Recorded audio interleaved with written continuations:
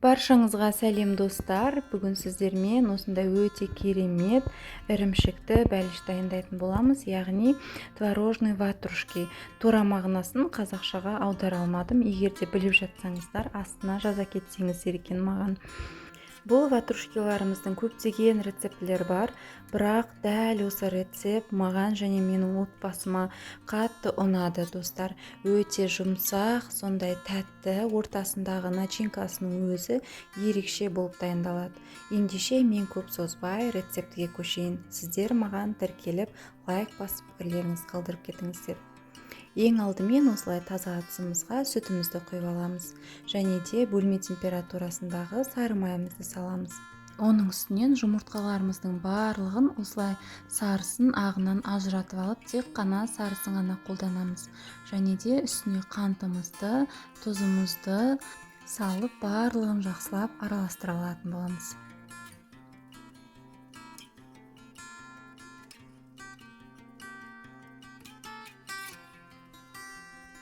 Дайын болған қоспамыздың үстіне ұнымызды салып аламыз.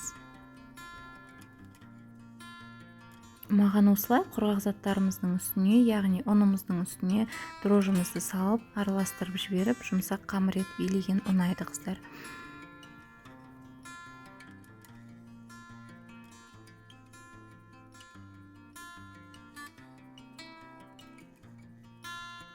Мінекей қыздар, біздің қамырымыз дайын, осындай қолға жабыспайтындай жұмсақ және хош иісті, өте керемет болып шықты.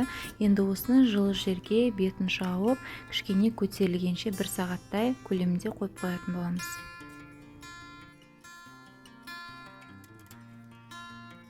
Көтерілген нанымыздан бірнеше осындай кішкентай бөліктерді домалақтап жасап алып, демалдырып, жарты сағаттай қойып қоятын боламыз.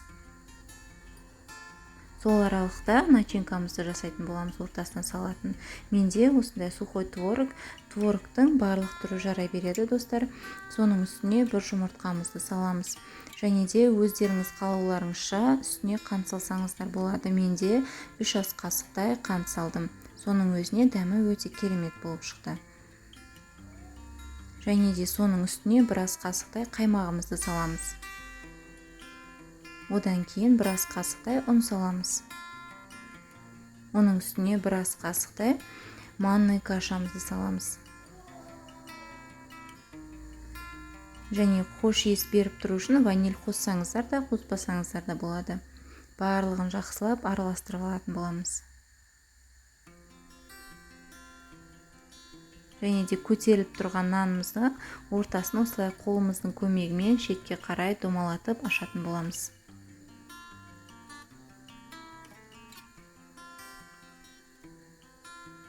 Дайын начинкаларымызды ортасына салып шығатын боламыз.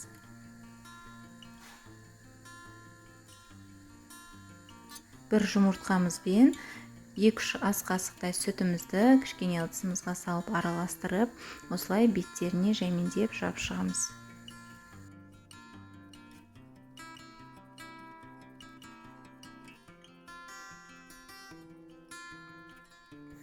Қызып тұрған пешімізге астын жай басып 35-40 минуттай пісіріп алатын боламыз.